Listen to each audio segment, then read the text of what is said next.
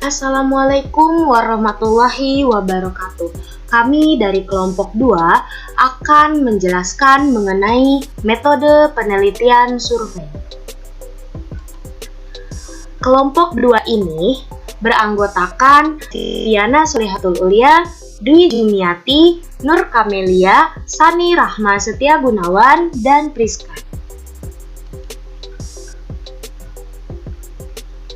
Nah, materi yang pertama yaitu pengertian penelitian survei.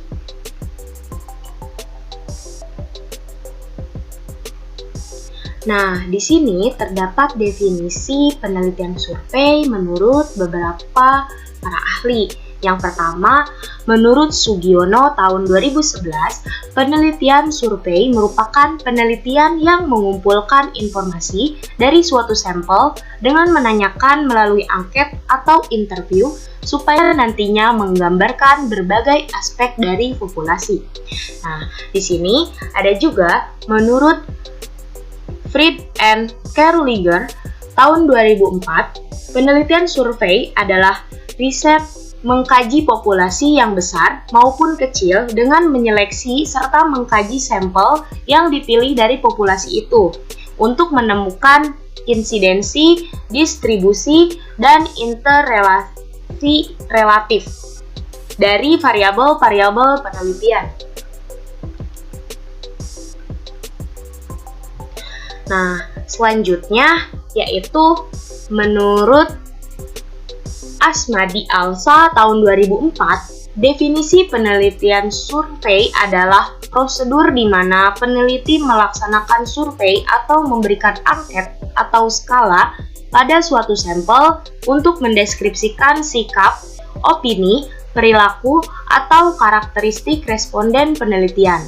Dari hasil survei ini, peneliti membuat klaim tentang kecenderungan yang ada dalam populasi.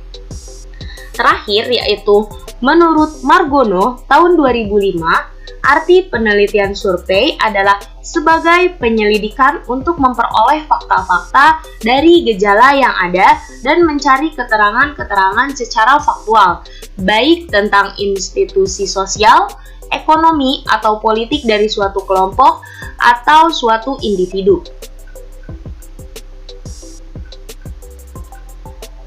Nah, berdasarkan definisi dari berbagai para ahli tadi, kita bisa tarik kesimpulan bahwa penelitian survei adalah suatu kegiatan mengumpulkan data dan informasi faktual dengan instrumen yang telah ditentukan guna menggambarkan berbagai aspek dari suatu populasi.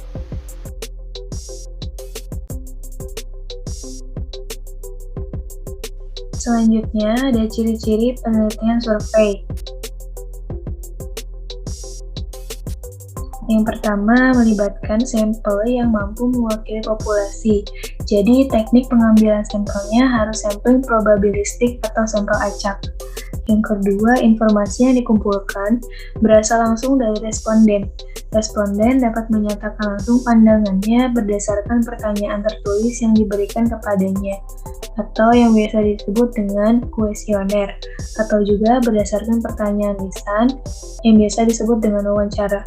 Yang ketiga, sampel harus representatif atau mewakili populasi, sehingga ukuran sampelnya relatif banyak atau sebanding dengan populasi dibandingkan dengan metode lainnya.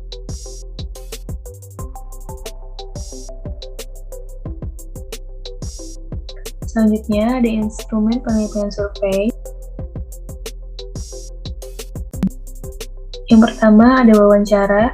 Jenis wawancara meliputi 2 orang peneliti sebagai pewawancara dan responden sebagai orang yang diwawancarai atau narasumber. Ada beberapa metode survei yang memanfaatkan wawancara, yakni wawancara pribadi atau tatap muka, wawancara telepon, dan wawancara online. Keuntungan menggunakan wawancara adalah pertanyaan tidak lanjut dapat ditanyakan, memberikan pemahaman yang lebih baik tentang jawaban responden, sedangkan kekurangannya yaitu memakan waktu.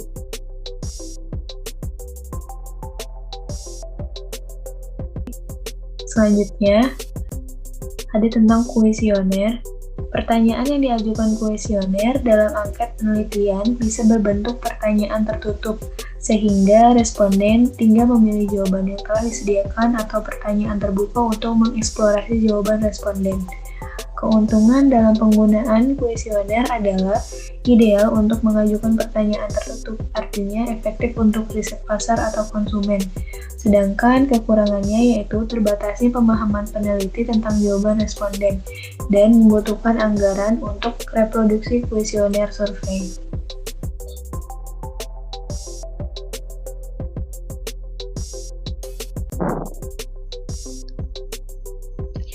Selanjutnya, masuk ke rentang waktu penelitian survei. Nah, yang pertama ada cross-seksional.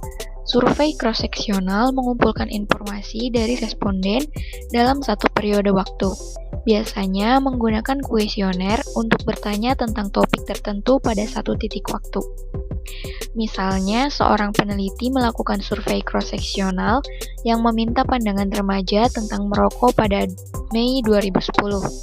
Kadang-kadang, survei cross-seksional digunakan untuk mengidentifikasi hubungan antara dua variabel, seperti dalam studi kasus perbandingan.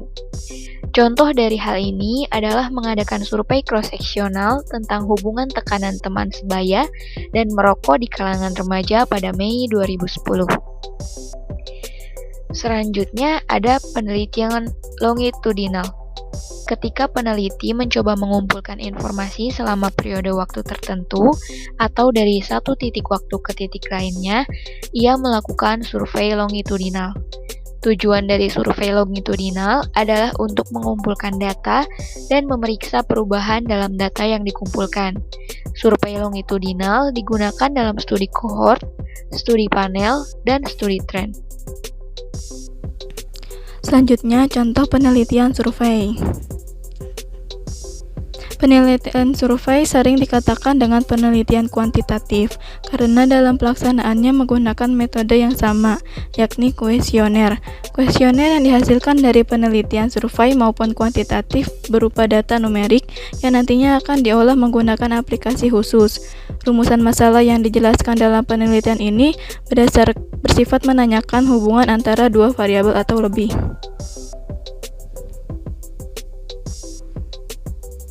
Yang pertama, hubungan simetris adalah hubungan antara dua variabel atau lebih yang muncul secara bersamaan.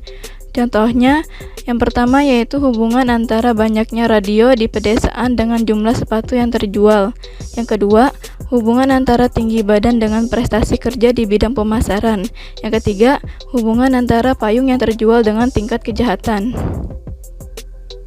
Selanjutnya yang kedua yaitu hubungan kausal adalah hubungan yang bersifat sebab akibat. Contohnya yang pertama yaitu pengaruh insentif terhadap disiplin kerja karyawan di Departemen X. Yang kedua, pengaruh gaya kepemimpinan dan tata ruang kantor terhadap efisiensi kerja di Departemen X.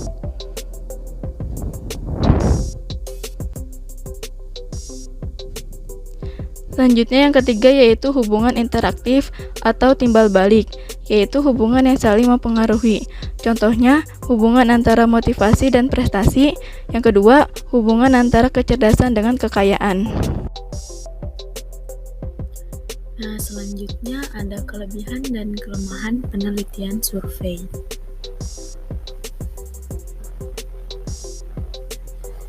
Yang pertama ada kelebihan dari penelitian survei, yaitu survei dapat digunakan untuk meneliti suatu masalah atau pertanyaan penelitian dalam situasi yang sebenarnya.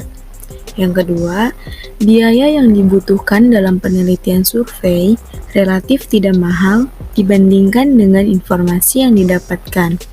Yang ketiga, kuantitas data dalam jumlah besar dapat diperoleh relatif lebih mudah.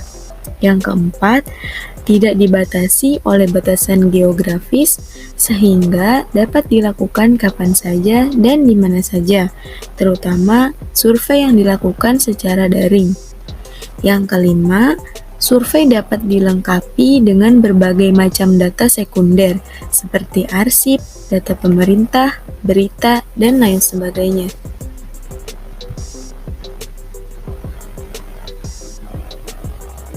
Selanjutnya ada kelemahan dari penelitian survei. Yang pertama, variabel independen penelitian survei tidak dapat dimanipulasi. Yang kedua, pemilihan kata-kata pada perumusan pertanyaan kuesioner dapat menimbulkan bias penelitian. Yang ketiga, tidak menutup kemungkinan bahwa penelitian survei akan mendapatkan responden yang tidak diinginkan. Yang keempat, beberapa penelitian survei menjadi lebih sulit karena tingkat respons dari responden yang menurun.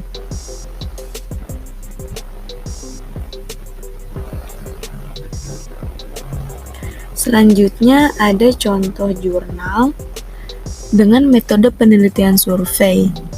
Nah, di sini judulnya yaitu Persepsi Siswa tentang Penerapan Model Pembelajaran Berbasis Proyek Ditinjau dari Kreativitas dan Hasil Belajar Siswa.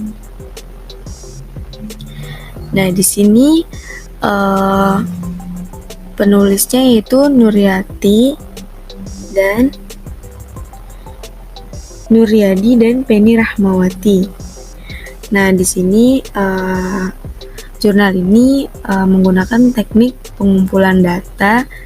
Di antaranya yang pertama ada penyusunan instrumen penelitian, yang kedua ada validasi instrumen penelitian, yang ketiga ada pengumpulan data, yang keempat ada analisis data, dan yang terakhir ada kesimpulan.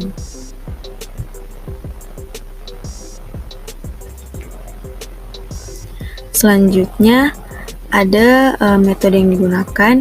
Yang pertama ada jenis penelitian. Jenis penelitian yang digunakan dalam penelitian ini adalah survei dengan pendekatan deskriptif kuantitatif, di mana fenomena yang akan diteliti adalah kejadian yang telah berlalu atau sedang berlangsung. Dalam konteks ini adalah proses pembelajarannya. Selanjutnya ada desain penelitiannya. Nah, desain penelitiannya ini menggunakan survei deskriptif design. Selanjutnya ada teknik analisis data. Nah, adapun teknik analisis data yang dilakukan dari jurnal ini adalah yang pertama ada tahap persiapan, yang kedua ada tahap tabulasi.